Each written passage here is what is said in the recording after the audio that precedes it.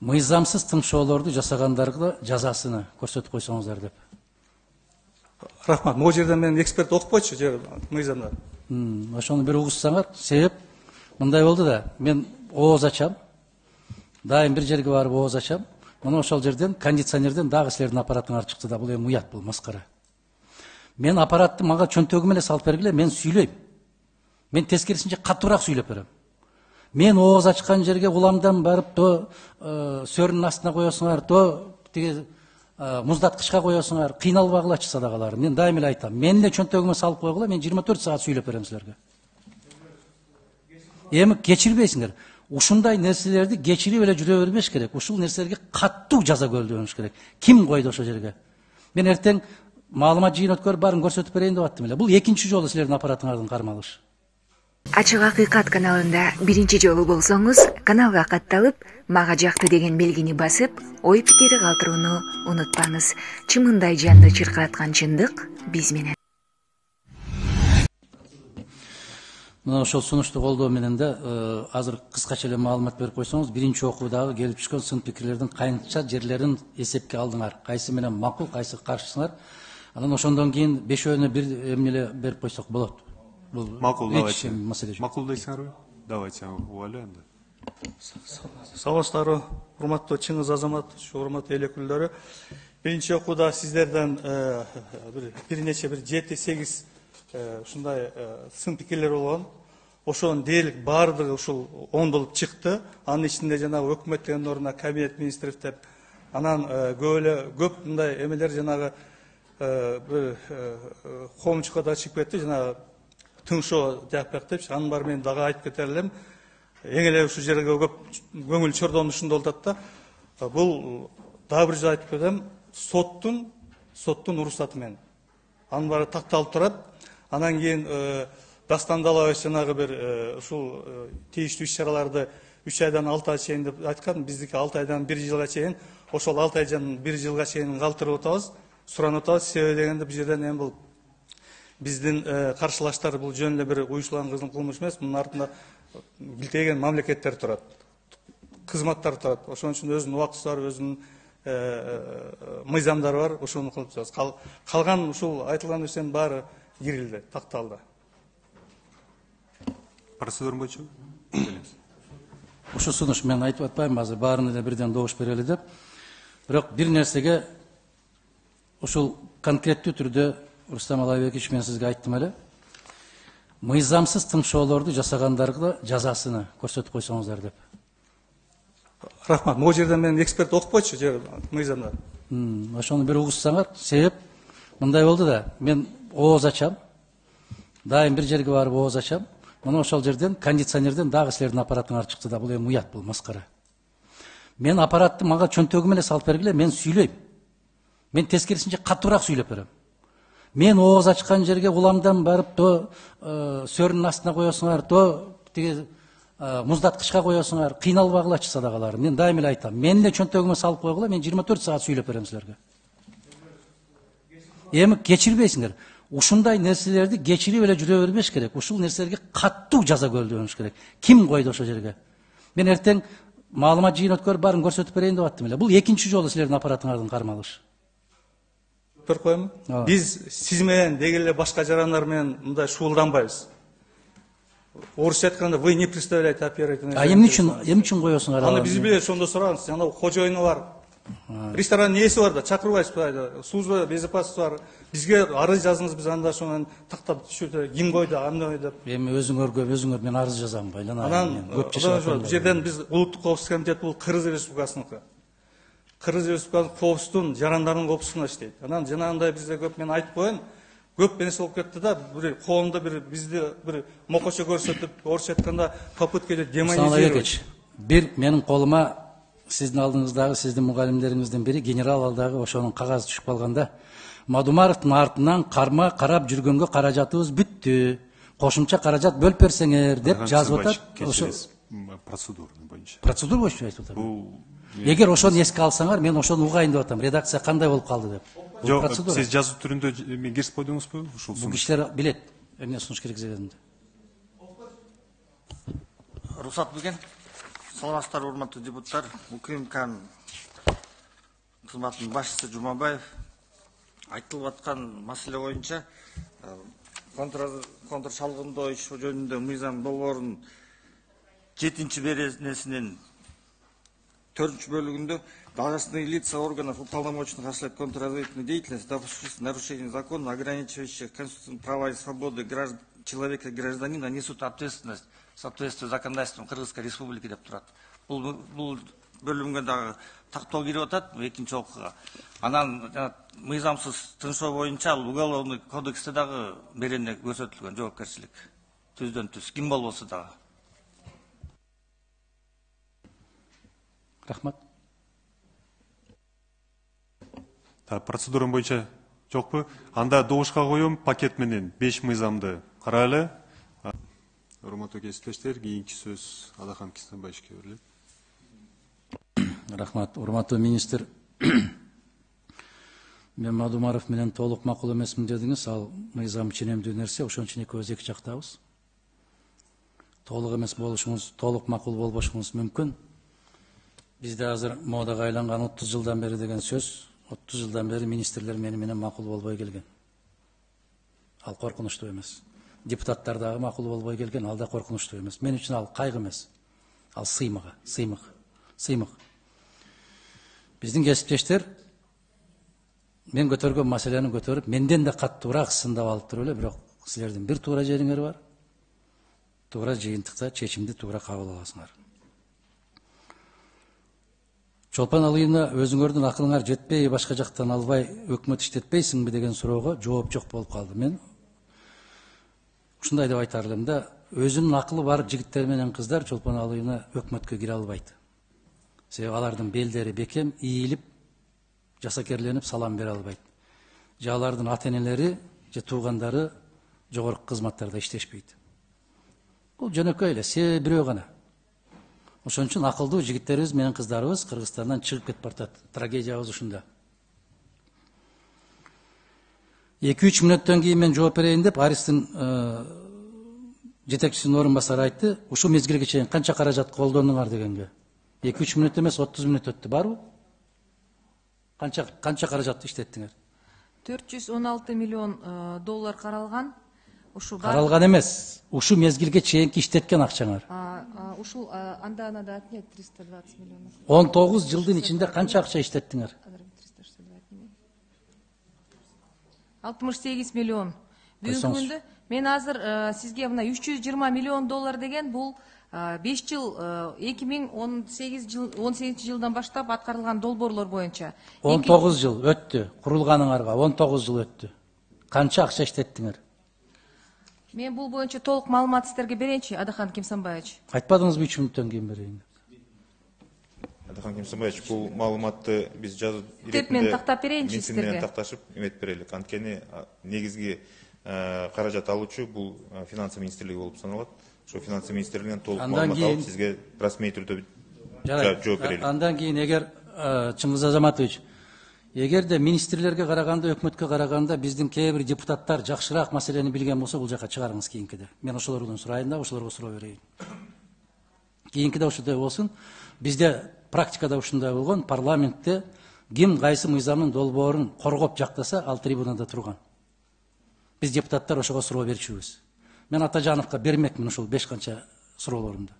Эгер баарына жооп берген болсо, эки колумду көтөрүп, Азамат баракелде деп колдоп бермекмин. Бирок менин күмөнүм бар, бир суроого жооп береринде.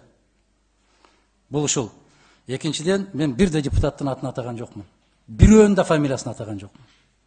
Бул жогорку кеңештин позициясын айтып атам. Үчүнчүдөн, шымыңарды чечип башыңарга кийип алгыла дегенде, өзүңөргө албагыла дагы, алып алсаңар, мүмкүн алардын бир туугандарысыңар, мен өкмөттүн тарабын айттым мен. Эгер өкмөткө айткан сөзгө тызылдап кетсеңер, жигиттер ордуңарды алмаштыргыла да трибунага чыккыла. Биз өкмөткө айткан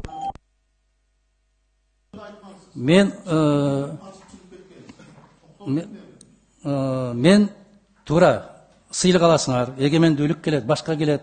Мага асылбай көпчүлүксүңөр, билгениңерге добуш берип өткөрө бергиле. Сенин атыңды да атабайм мен, фамилияңды да атабайм. Ты слишком много берешь. Менин атымды атап атасың. Мен сен барсыңбы, жоксуңбу бул жерде мен көңүл бөлөм. Жыйындан кийин эме баарыбыз калбайлыбы? Сүйлөшөлү чогуу. Жок, мен муну эки жигитке айтып атам. Мен силердин фамилияңарды өмүрүмдө атаган эмесмин. Мына экөөңөргө айтып атам. Мадумаров Адакаң деп мени атап атасыңар, экөөңөр силер.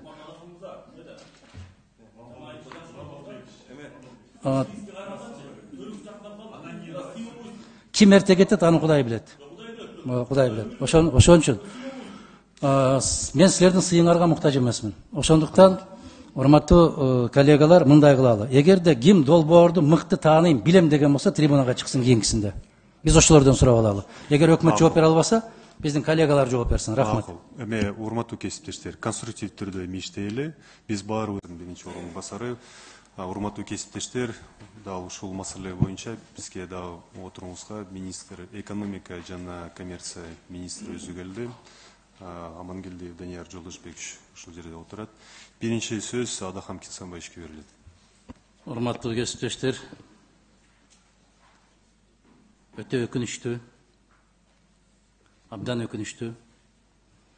Бир жума башта четке каккан кагазыбызды бүгүн бир добуштан кайрадан колдоп берип атканыбыз бул өтө өкүнүчтүү көрүнүш. Биз өткөндө койгон маселелердин бирөөсүнө дагы жооп тапкан жокпуз, бирок колубузду көтөрүп атабыз. Бул деген сөз жогорку кеңештин бүгүнкү коомдогу ээлеген ордунан кабар берет.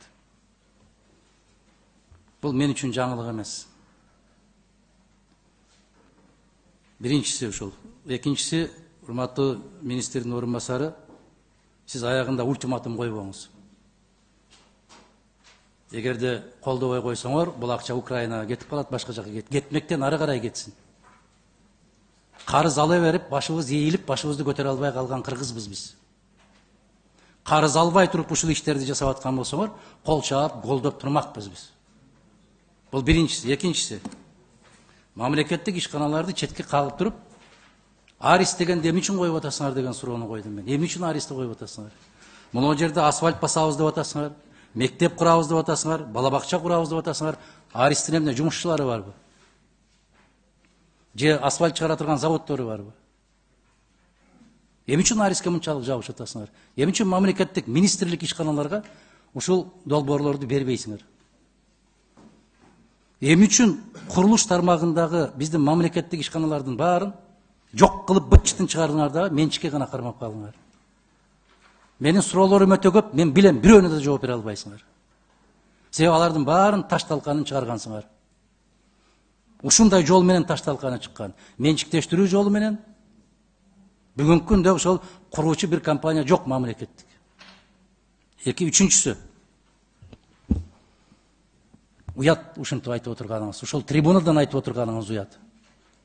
Аристин курамында мыкты адистер бар. Өкмөттүн курамында эмне жалаң шалтыруктарбы? Же жалаң сабатсыздарбы? Колунан эч нерсе келбегендерби? Министрликтердин курамында кимдер иштеп атат анда? Эгер Арис ушунчалык гениалдуу болуп кеткен болсо, эмне үчүн мамлекеттик ишканаларда ошондой жигиттер, кыздар жок? Айтыңызчы мага. Эмне үчүн жок? Жооп берсем болобу? Жооп бериңиз. Орус тилинде жооп берейин. Мындай кылыңыз. Баткен үчүн күйүп атасызбы? Ооба. Аябай күйүп атасызбы? Анда кыргызча айтыңыз. Келиңиз. Биринчиден, Арис, эгерде биз Ариске бербесек, анда бул проект 1,5-2 жылга чейин созулуп калмак. Азамат, эми караңыз. Бул акчаны Ариске берип атабы же кыргыз өкмөтүнө берип атабы? Бул акча кыргыз өкмөтүнө Баткен облусуна каралат. Эмне үчүн анда Аристи ортого кошуп атасыңар? Арис болсо бул исполнительный агентство катары чыгып атат. Сиз айтып атпайсызбы? Ариске бербесек бул акча токтойт деп. Эмне үчүн? Арис аркылуу бул проект аткарылып атат. Исполнительный агентство болуп атат Арис. Жигиттер түшүндүңүздөр да, урматтуу кесип. Министрдин жообунун кереги жок. Мен билем анын жообун дагы, жатка билем. Баленин баары ушул жерде катылган. Силер дейт, карыз берип аткан киши, силер дейт, могол жигиттерди иштетесиңер, могол кыздарды иштетесиңер, ошондо биз акчаны беребиз дейт. Кыргыз өкмөт буга жолобо дейт. Сен тийишпе дейт. Бирок төлөгөндө Аристин жыты да калбайт. Төлөгөндө карапайым кыргыз калкы төлөйт. Ошол чөнтөгүнөн чыгарып төлөйт. Аристин бирөө да калбайт. Эми Арис 50 миллион баарын алып албайт да. Арис в рамках... Силер менен бөлүшөт, түшүнөм. Баарын алып албайт. Бөлүшпөйт. Бир да тыйын албайбыз. Баарын алып албай эмне кылат Арис? Мен көрүп атам мына. Мектептердин курулушу боюнча, бала бакчалардын курулушу боюнча бүт бардык жерде Арис курат, Арис иштейт, Арис киргизет ишке. Бул эмне деген маскарачылык бул? Силерге Сталин жетишпейт. Сталин жетишпейт бүгүнкү бийликке. Жетишет. Жигиттер, талап тоноочулуктун дагы бир чеги болушу керек. Бүттү. Биз баягы 90-чы жылдардагы Кыргызстан эмеспиз го. Биз билдик го, көрдүк го. Кайсыл ишкана эмне жумуштарды аткарат, анын жыйынтыгы кандай болот. Аны көрүп турабыз го байкап. Мен суроом, Аристин курамында канча асфальт чыгаруучу завод бар? Андай асфальт чыгаруучу заводдор жок Аристин алдында. Жок.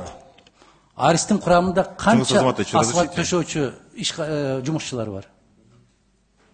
Арис исполнительный агентство катары асфальт заводдорду, башка ишканаларды контрактка салып чакырат. Эмне үчүн өкмөт чакыра албайт аны? Эмне үчүн жергиликтүү областтык администрация чакыра албайт аларды?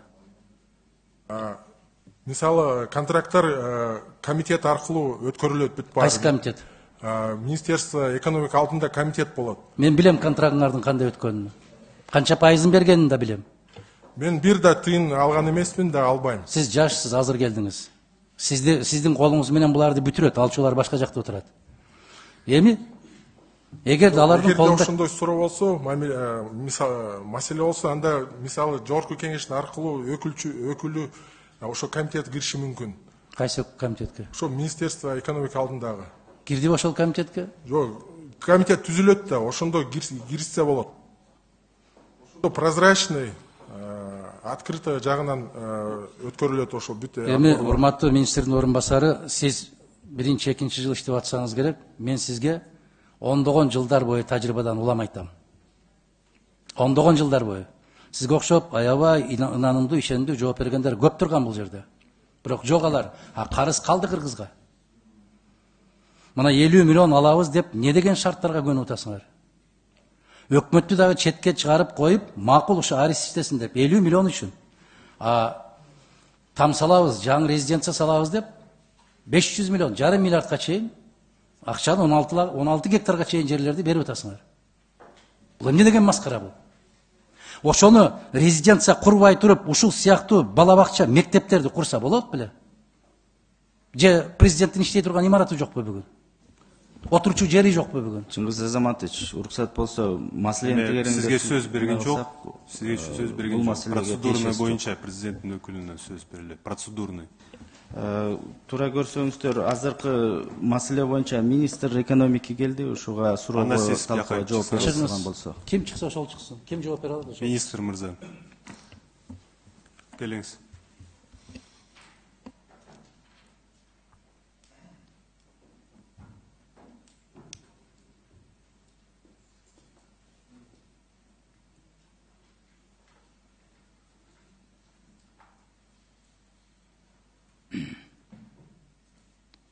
Саламатсыздарбы, урматтуу депутаттар. Биринчи эки маселеге жооп берейин. Биринчиден, эл аралык алынган кредиттер толугу менен аткаруучу агентство аркылуу аткарылат. Өзүңүздөр билесиздер. Эмне үчүн? Бул келишимдин негизинде процедуралык эме боюнча. Жолдош министр. Сиздер Кыргыз Республикасынын атынан ушу карызды алып атасыңар. Ооба. Эмне үчүн Кыргыз өкмөтү ушул жоопкерчиликти мойнуна албайт? Бул дүйнө жүзүндөгү практика. Адахан Кимсанбаевич, сиз жөн эле азыр туура эмес багытка алып баратасыздар. Кай калып баратам? Сиз туура эмес багытка алып баратасыз. Азыр менин сөздүн баарын буруп атасыздар. Эмне үчүн деп? Бул процедурный маселе негизи. Эми суроону караңыз. Өзүнүн негизи ыкмалары бар. Ошол ыкмалардын алкагында ушул өмүр бою алынган кредиттердин баары ошол ыкма менен келаткан 2000 жылдан бери Арис аткарат деп Кыргызстан канча миллиард карыз алды, айтыңызчы? Негизи Арис боюнча айтып кетейин, Аристин тажрыйбасы бар. Макул. Канча миллиард алды? Бир нече направлениялары бар. Канча миллиард? Алардын өзүнүн технадзорлору бар. Ошол долбоорду көзөмөлдөгөнгө толук шарттары дагы, профессионалдык эмелери да толугу менен жетет. Сиз уксаңыз, мен суроомо так жооп бериңиз. Канча миллиард карыз алдык? Арис боюнча сколько сейчас проектов реализуете? Не сейчас, а в течение там 20 лет. Жалпы алынган саламатсыздарбы, жалпы алынган суммалар боюнча бүгүнкү күндө 320 миллион доллар суммадагы долбоорлор ишке ашырылат. Бул 13 долбоор Дүйнөлүк банк тарабынан негизги портфель, андан тышкары Азиатский банк тарабынан, Ислам өнүктүрүү банкы, Сауд өнүктүрүү фонду жана ИФАТ эл аралык өнүктүрүү фонду тарабынан долбоорлор ишке ашырылып атат. Жарайт. Өзүңүздү таштырып кетсеңиз, ким жооп берип койду? Орун басары. Асель Мамбеткулова, орун басары, аткаруучу директор. Эми караңыз. Адыхан Кимсанович, кечиресиздер. Жана сиз айтып кеттиңиздер эле, бир тажрыйбабызды билесиз, эметкенден кийин ошол Арис аркылуу өткөн бир долбоордун неэффективный же болбосо провальный бир проектти айта аласызбы? Толтура. Андай жок. Толтура. Бүт долбоорлордун баары толугу менен ишке ашырылган. Таза сууну чыгардык деген жериңерден таза суунун жок экендиги бар. АБРдын проект долбоору Айырмасы жок. Башка исполнительный агентство болчу. Кечиресиз, жок. Арис аркылуу ал акча өткөн эмес. Урматтуу министр, өзгөн шаарын барып караңыздагы таза суу менен камсыз кылуу долбоорун ким ишке ашырганын анан кийин айтасыз. Мен сизге ошол иштин башында туруп, ошол иште катышкан инсан катары айтып атам. Азыр могул депутаттардын көпчүлүгү жаңы. Эски депутаттардан сурасаңыз, ар бир айыл боюнча айтып берет. Сиз билбейсиз. Себеп маалыматыңыз жок. Кызыккан эмессиз. Айтыңыз. Маалымат катары айтып кетет элек, Аристе ошо таза суу менен камсыз кылуу долбоорлору менен биз өзгөндө иштеген жокпуз. Өзгөндө Европейский банк реконструкция развития иштеп атат. Сиз кечирип коесуз. Ошол Аристин мына сиздер азыр ушул Арис ишке ашырат деген мага айырмасы жок. Дүйнөлүк банк бердиби, эл аралык валюта фонду бердиби? Кыргыздын мойнунда калган карыз бойдон турат. Бирок ошону Арис ишке ашырган салтанаттуу түрдө барып ачыкканбыз, биз катышканбыз. Бүттү. Лента кыркылат, шайлоо бүтөт, шайлоо бүткөндөн кийин ал жерде таза суу жок болгон бойдон жок. Бирок карыз Кыргыз мамлекетинин мойнунда калды. Мына ошол 380 миллион тегерегинде долларды айтып атасыз. Ошол карызды Арис төлөйбү, Кыргызстан төлөйбү? Адыхан Кимсанович, бул толугу менен мамлекеттик карыз болуп саналат. Баракелде. Азамат. Казнадан төлөнөт. А эмне үчүн мына курулуштарды, ушул иштердин баардыгын жок, бул долбоорлордун баары тең таасир эткен жок дейсизби өнүккөнгө? Кандай? Жанагы алынган кредиттер реализация болгондор толугу менен биздин өнүккөнгө таасир эткен жок дейсизби? Этсе мүмкүн 15-20% эткендир. Мүмкүн эткендир. Жок, анын официалдуу түрдө эметси оценкасы бар долбоорлордун баары тең. Биз Арис аркылуу, билесиңерби? Ошто аэропорттон түшүп баратсаңар, ушундай деп жазганга чейин жеткен. Ариси бардын, ырысы бар дегенге чейин жеткен. Уят мына ал маселе. Силер бүт баарын көз каранды кылып алдыңар. Арис аркылуу бүтүрөбүз деп. Аристе ошол жерде байланып калган эксперттериңер бар. Билебиз аларды дагы. Жок, билсеңиз айтып бериңиз да ошолорду. Ошолорду илик танды. Билсем жооп бербей атпайсызбы? Сиз айта элексиз да. Орун басары болуп отурган айымда айтып атпайбы? Биз таза сууну өзгөндө ишке ашырган эмеспиз деп. Мен айланайын ошо лентанын кыркылышына барып катышканмын го. Мен салдуу түрдө сизге жооп берип атат. Арис аркылуу өткөн эмес деп ал долбоор. Элмира Ибраимова иштейт ал жерде.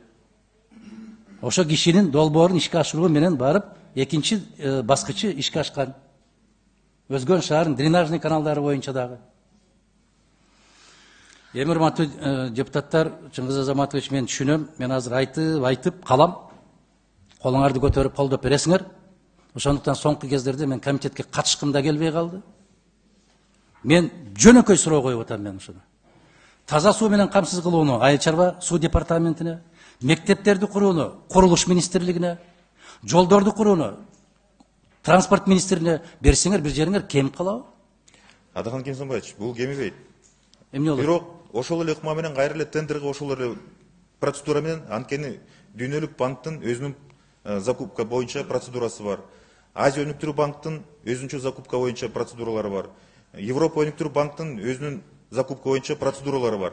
Эгерде өткөрө турган болсоңуз, мисалы үчүн транспорт министрлигин алайлык. Транспорт министрлигинин астында Дүйнөлүк банк катарынан кредиттик долбоорлорду ошол эле ОРПларды түзүп, ошолор аркылуу эле ишке ашырылат да. Бул негизи көрүнгөн жанагы кабыл алынган процедура менен кетет. Андан эч кете албайт. Ошол закупщиктер баары тең Дүйнөлүк банктын процедураларын окуп келип, анан кийин ошонун негизинде гана өткөрөт да тендерди. Чыңгыз Азаматович, мен азыр бир өзүмдүн пикиримди айтам. Андан кейін эмне кылсаңар ошол кылгыла. Монол бул жакшылыкка алып келбейт. Бул жакшылыкка алып келбейт. Мага ишенип коюңуздар. Кумга синген суудай болуп жок болуп кетет. Мыкты үйрөнүп алдыңар. Баткен деген болсо эле эл туура түшүнөт бизди дегендей кылат. Бирок баткенди ортомчу кылып силер соодагерлик кылып атасыңар. Монол иштерден бир тыйын пайда көрбөйт мамлекет. Эгерде мен эки колдоп берет элем, мына ушул карызды мейли алгыла. Карызсыз жашайбыз эмес. Жакын жылдарда карыздан кутулабыз деген ураа менен жашап келатасыңар силер. А мен айттым, карызсыз жашасаңар мен Кудайга шүгүр деп айтам деп. Жыйынтыктоочу сөзүм. Мен өткөндө сунуш кылдым эле, түшүнүктүү ар бир кабинеттериңерге кирип олтуруп, мага дагы кайра келген экенсиңер кабинетке.